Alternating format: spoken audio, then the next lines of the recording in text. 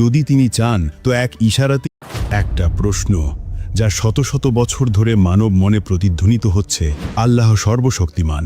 যদি তিনি চান তো এক ইশারাতেই সবকিছু সৃষ্টি ও ধ্বংস করতে পারেন, তাহলে কেন যখন ইবলিস আল্লাহর আদেশ অমান্য করেছিল তখনই তিনি তাকে ধ্বংস করে ফেললেন না? কেন তাকে কিয়ামত পর্যন্ত বেঁচে থাকতে দিলেন? কেন আল্লাহ নিজেই মন্দকে বাঁচিয়ে রাখলেন যেন সে মানুষকে প্রতিদিন প্রতি মুহূর্তে বিভ্রান্ত করতে পারে? এই প্রশ্নের উত্তর শুধু একটা ধর্মীয় তথ্য না, এটা এমন এক রহস্য যার ভেতরে লুকিয়ে আছে মানব জীবনের উদ্দেশ্য, ইমানের পরীক্ষা আর আল্লাহর পরম হিকমত।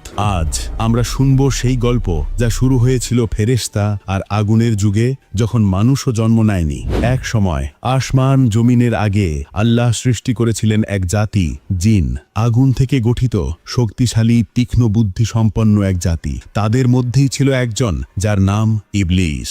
ইবলিস অন্য জিনদের মতো ছিল না, সে একনিষ্ঠভাবে আল্লাহর ইবাদত করত। সে এতই ইবাদত গুজার ছিল যে ফেরেশতারাও তাকে শ্রদ্ধা করত। কেউ কেউ বলতো সে হয়তো ফেরেশতা হয়ে যাবে একদিন। ইবলিসের কপালে সেজদার দাগ, জিভে আল্লাহর নাম আর মনে অহংকারের এক অদৃশ্য বীজ যা তখনও ফুটে ওঠেনি, কিন্তু মাটির নিচে আগুনের মতো জ্বলছিল। তারপর একদিন আল্লাহ ঘোষণা দিলেন, আমি মাটি থেকে এক সৃষ্টি করব মানুষ। সব ফেরেশতা হতবাক হয়ে তাকালো। মাটি থেকে সৃষ্টি? যে পদার্থে আমরা হাঁটি, যাকে আমরা তুচ্ছ করি, সেই মাটি থেকে আল্লাহ বানাবেন এক প্রাণ যাকে তিনি নিজের হাতে গঠন করবেন আর তাতে ফুঁকবেন নিজের আত্মা। ফেরেশতারা বলল, হে আমাদের রব, তুমি কি এমন কাউকে সৃষ্টি করবে যে সেখানে অনর্থ ঘটাবে, রক্ত ঝরাবে? আর আমরা তো তোমার প্রশংসা করি, তোমাকে পবিত্র বলি। আল্লাহ উত্তর দিলেন, আমি যা জানি তা তোমরা জানো না। তারপর তিনি আদমকে সৃষ্টি করলেন, তার মধ্যে দিলেন জ্ঞান, তার মধ্যে দিলেন বিবেক, ইচ্ছা শক্তি আর ভালো মন্দ বেছে নেওয়ার ক্ষমতা। সব ফেরেশতাকে আদেশ দিলেন, সেজদা করো আদমকে। আকাশ কেঁপে উঠল, হাজার হাজার ফেরেশতা সেজদায় ঝুঁকে পড়ল, কিন্তু একজন দাঁড়িয়ে রইল মাথা উঁচু করে। সে ছিল ইবলিস। আল্লাহ প্রশ্ন করলেন, হে ইবলিস, কি তোমাকে বাধা দিল সেজদা করতে যখন আমি আদেশ দিলাম? ইবলিস বলল, আমি আগুন থেকে আর সে মাটি থেকে, আমি শ্রেষ্ঠ আর সে নিকৃষ্ট, আমি কেন সেজদা করব? এই একটি বাক্য তার হাজার বছরের ইবাদতকে ছাই করে দিল। যে এক সময় আল্লাহর সবচেয়ে নিকটবর্তী বান্দাদের একজন ছিল, এক মুহূর্তেই সে নিক্ষিপ্ত হলো অভিশপ্তদের কাতারে। আল্লাহ বললেন, বের হয়ে যাও এখান থেকে, তুমি অভিশপ্ত এবং আমার দরবারে অহংকারের স্থান নেই। আল্লাহর দরবারে নীরবতা। সব ফেরেশতা কেঁপে উঠেছে, ইবলিসের মুখে বিষ আর চোখে ক্রোধ। কিন্তু তখনই ঘটল কিছু অবিশ্বাস্য। সে ধ্বংস হলো না, সে শেষ হয়ে গেল না, বরং সে বলল, হে আমার রব, আমাকে কিয়ামতের দিন পর্যন্ত অবকাশ দাও। আর আল্লাহ উত্তর দিলেন, তুমি সময় পেয়েছ। এটাই সেই মুহূর্ত যেখানে মানব ইতিহাসের সবচেয়ে বড় রহস্য শুরু হলো। কেন আল্লাহ তাকে ধ্বংস করলেন না? যিনি মুহূর্তে পাহাড় উল্টে দেন, আকাশ ভেঙে ফেলেন, তার কাছে কি ইবলিসকে ধ্বংস করা কঠিন ছিল? না, তা কখনোই নয়। কিন্তু আল্লাহ সব জানেন। তার পরিকল্পনা মানব বুদ্ধির সীমার বাইরে। আল্লাহ জানতেন এই ইবলিসই হবে মানুষের পরীক্ষার এক অপরিহার্য অংশ। যেমন একজন শিক্ষক প্রশ্নপত্র তৈরি করেন, তেমনি আল্লাহ এই পৃথিবীকে সাজিয়েছেন একটি পরীক্ষার ঘর হিসাবে। যদি শয়তান না থাকতো তাহলে কে প্রমাণ করত মানুষ সত্যি আল্লাহর ভালোবাসায় অবিচল? যদি মন্দ না থাকতো তাহলে ভালো থাকা কত মূল্যবান তা কে বুঝতো? যেমন অন্ধকার না থাকলে আলো বোঝা যায় না, তেমনি শয়তান না থাকলে ঈমানের সৌন্দর্য প্রকাশ পেত না। আল্লাহ মানুষকে দিয়েছেন ইখতিয়ার, স্বাধীন ইচ্ছা। তুমি ভালো করবে না মন্দ সিদ্ধান্ত তোমার। শয়তান শুধু ফিস করে প্রলব্ধ করে, কিন্তু বাধ্য করে না। কোরআনে আল্লাহ বলেন, নিশ্চয়ই শয়তানের ক্ষমতা নেই তাদের ওপর যারা ঈমান এনেছে এবং নিজের রবের উপর ভরসা রেখেছে। তুমি যখন নামাজে মনোযোগ দিতে চাও তখনই চিন্তা আসে, আজ কাজ অনেক, পরে পড়ব। এই ফিস, এই দেরি, এই তো তার অস্ত্র। কিন্তু আল্লাহর নির্দেশ অনুযায়ী শয়তানের ক্ষমতা সীমিত।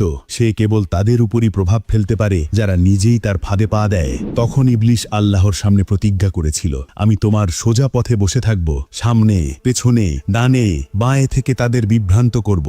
আর আল্লাহ বলেছিলেন, আমার বান্দাদের ওপর তোমার কোনো কর্তৃত্ব নেই, শুধু তাদের ওপর যারা তোমাকে অনুসরণ করবে।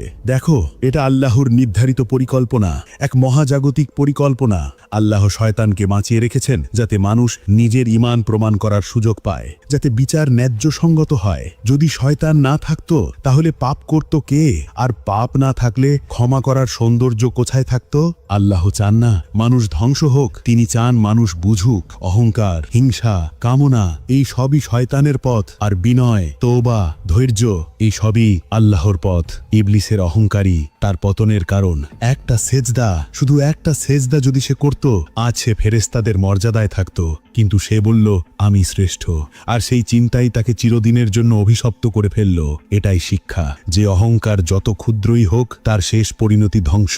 শয়তান এখন জানে সে হারবে, সে জানে কিয়ামতের দিন তার জন্য জাহান্নাম অপেক্ষা করছে, তবুও সে থামে না, কারণ সে চায় যত মানুষ সম্ভব তার সাথে সেই আগুনে যাক। কিন্তু প্রতিবার যখন তুমি পাপ থেকে ফিরে আসো, যখন তওবা করো, যখন একবার বলো আস্তাগফিরুল্লাহ, তখনই সে হার মানে। তোমার এক অশ্রুবিন্দু তার 1000 বছরের পরিশ্রম নষ্ট করে দেয়। তুমি যখন মনে মনে বলো না আজ আমি আল্লাহর জন্য নিজেকে বদলাবো, তখন তুমি একা নও, তুমি আল্লাহর পরিকল্পনার একজন বিজয়ী।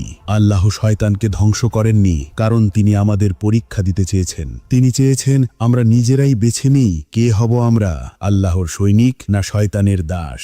তুমি যে এখন এই ভিডিও দেখছো, হয়তো এটা কাকতালীয় নয়, হয়তো আল্লাহ চেয়েছেন তুমি এই কথাগুলো শুনে নিজেকে খুঁজে পাও। তুমি জানবে শয়তান তোমার চারপাশে ঘোরে, কিন্তু সে তোমার অন্তরে ঢুকতে পারে না যতক্ষণ না তুমি নিজে দরজা খোলো। তাহলে এখন তুমি বুঝতে পারছো আল্লাহ কেন শয়তানকে সাথে সাথে ধ্বংস করলেন না? কারণ এই জীবনের প্রতিটি দিনই এক পরীক্ষা। শয়তান সেই পরীক্ষার এক অধ্যায়, যার মাধ্যমে আল্লাহ জানেন কে সত্যিকারের তার প্রেমে অটল। যে শয়তান একদিন অহংকারে পতিত হয়েছিল, আজ তার অস্তিত্বই প্রমাণ যে আল্লাহর ন্যায় বিচার কখনো তাড়াহুড়ে করে না, বরং নিখুঁত সময়েই কার্যকর হয়। যখন সেই দিন আসবে যেদিন পৃথিবী ভেঙে যাবে, আকাশ ছিঁড়ে পড়বে, সেদিন শয়তানও কাঁদবে, বলবে আমি তো কেবল আহ্বান করেছিলাম, তোমরা সাড়া দিয়েছিলে। আর তখন আল্লাহ বলবেন আজ তোমরা তোমাদের কাজের ফল ভোগ করবে। তাই আজ যখনই পাপের আহ্বান শুনবে, মনে রেখো শয়তান ফিস ফিস করে, কিন্তু আল্লাহ অন্তরে কথা বলেন। তুমি কার কণ্ঠ শুনবে সেটাই তোমার নিয়তি ঠিক করবে। আর যদি এই গল্প তোমার হৃদয়ে ছুঁয়ে যায়, তাহলে জানো আল্লাহ তোমার প্রতি করুণাময়। তিনি তোমাকে এখনো ডাকছেন ফিরে যেতে, তওবা করতে, নিজেকে রক্ষা করতে। শয়তান ফিস ফিস করে বলে, কিন্তু আল্লাহ তোমার হৃদয়েই উত্তর দেন।